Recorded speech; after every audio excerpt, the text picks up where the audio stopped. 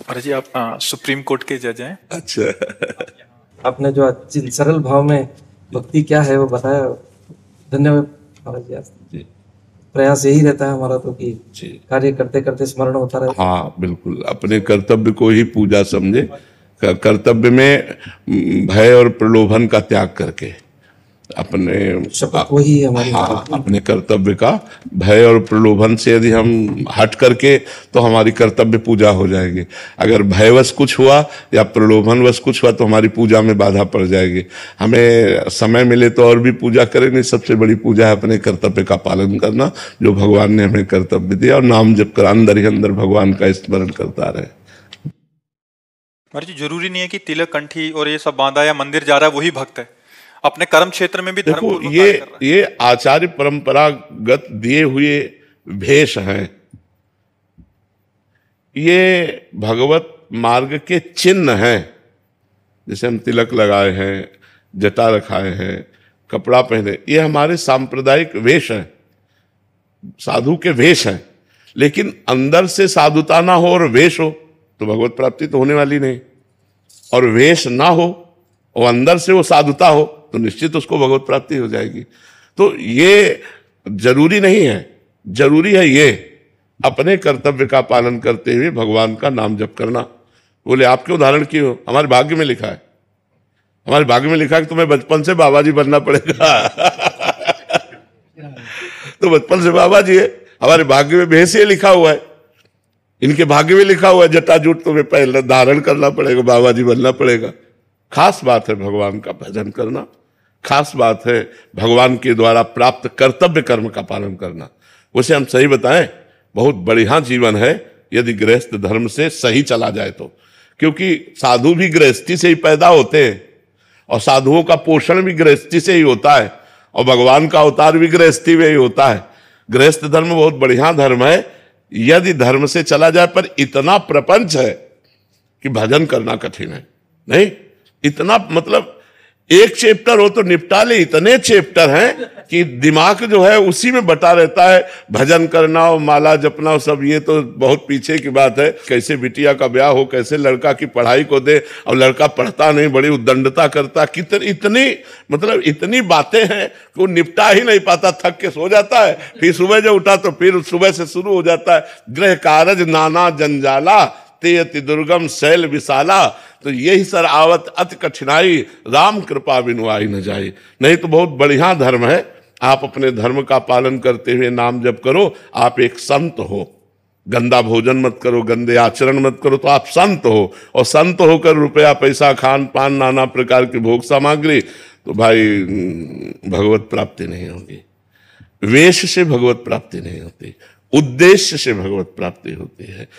वेश तो प्रारब्धानुसार जन्मांतरों का सुकृत उदय होता है, तब विरक्त मार्ग मिलता है कि एकांत में भगवान का चिंतन। अब हमारे पास एक ही चिंतन है, भगवान का चिंतन करो। कोई और न लड़का, न बच्चा, न परिवार, और न स्वयं खाने की चिंता।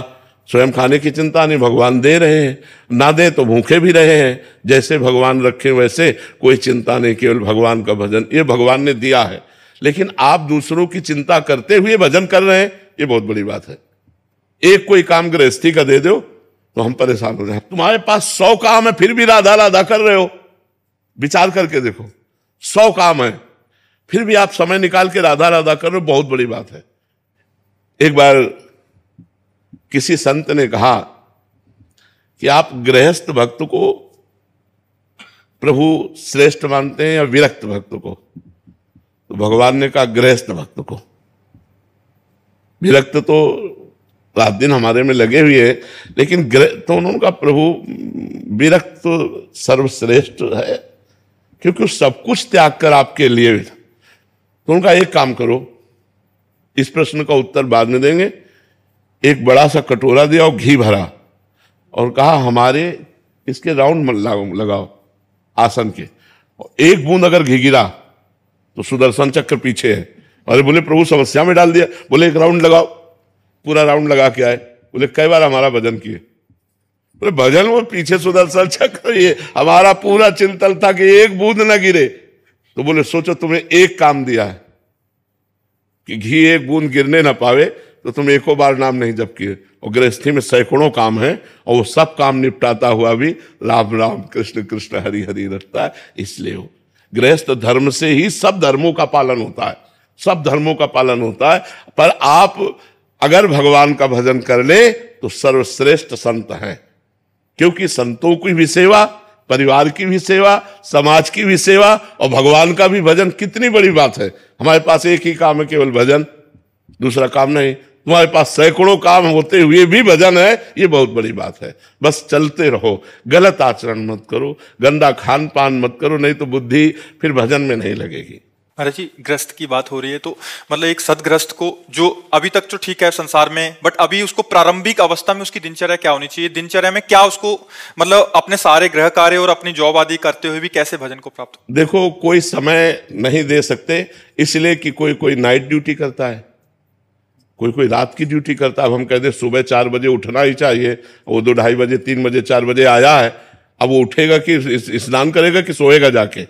हमें लगता है जब हमें समय मिले गृहस्थी में, अब सुबह से कई ऐसे कार्य होते हैं, अब रात में पानी लगाना है किसान को, अलग अलग कई ऐसे कार्य होते हैं, व्यापार में उसको विदेश जाना है, ऐसे कई कार्य होते हैं जिनसे गृहस्थी में एक दिनचर्या नहीं रह सकती, एक दिनचर्या नहीं रह सकती। तो सबसे बड़ी गृहस्थी की साधना है कि हमारे दरवाजे से कोई भूखा ना जाए और हमारे अंदर नाम चलता रहे, बस सबसे बड़ी साधना है। आप जो कर्म कर रहे हो वो कर्म करो और नाम को पकड़ लो। नाम अगर चलता रहा तो आप जीत जाओगे माया पर। कलयुग केवल नाम आधारा, सुमिर सुमिर। हम ये नहीं कहते कि 4 बजे उठ करके पूजा में बैठ जाओ, क्योंकि बहुत सी ऐसी समस्याएं हैं जो 4 बजे उठने वाला समय नहीं मिल पाएगा। जब आप उठ पाओ, भगवान का स्मरण करो, नाम जब शुरू करते हुए अपने अपने कार्य प्रणाली में लग जाओ। अब गृहस्थी में माताओं बहनों को जैसे सुबह उठिए और ये देखिए कि पति कै बजे ऑफिस जाएगा, बालक कै बजे स्कूल जाएगा। पति और बालक को तैयार कीजिए, उसको स्कूल भेजिए, उसको ऑफिस भेजिए या अपने काम में जा रहा है, उसको तैयार करके टिफिन सबके फिट कर दिए। अब कोई काम नहीं है, पर्दा ठाकुर जी का खोला, उनकी पूजा की, वो चाहे 10 बजे हो चाहे 11 बजे हो। अब पति को ऑफिस जाना, बच्चे को स्कूल जाना और तुम पूजा का विस्तार कर रहे हो तो सब बिगड़ जाएगा, नहीं बिगड़ जाएगा? वो तो हमें लगता है गृहस्थ धर्म में अपने संबंधों का निर्वाह करना ही सबसे बड़ी पूजा है। अपने पति को भगवान मानना, पुत्र में भगवान को देखना, सुंदर भोग बना के उनको पवाया, टिफिन लगा दिया, उनको भेज दिया। ये गृहस्थी में ये नहीं कि भाई हम तो कर ले तो तुम्हारा मन हो करो, नहीं हम पूजा वो। तो हमें लगता है अपने कर्तव्य का पालन करना सबसे बड़ी पूजा है। अपने कर्तव्य में चूक गया तो पूजा पूजा नहीं है। हम एक पूजा शब्द से हमारे दिमाग में एक बात आ जाती, ठाकुर जी की छवियां, आरती, अगरबत्ती लगा, ये हमें लगता है कि यही पूजा नहीं है, यही पूजा नहीं है। अगर यही पूजा होती तो श्री कृष्ण कर्मण्येवाधिकारस्ते मा फलेषु कदाचन, भगवान ने आदेश किया कर्म के लिए। भगवान कहते हैं अपने कर्म को करो, फल की आकांक्षा मत करो, सबसे बड़ी पूजा है। और भगवान ने कहा मामुनिस्मरण, मेरा स्मरण, अनन्य चेता सततम यो माम स्मरति नित्य सा, जो निरंतर मेरा स्मरण करता है, ये सबसे बड़ी बात है। राधा राधा राधा राधा, कृष्ण कृष्ण कृष्ण, ये तो चलते फिरते उठते बैठते वो सब ठीक हो जाएगा।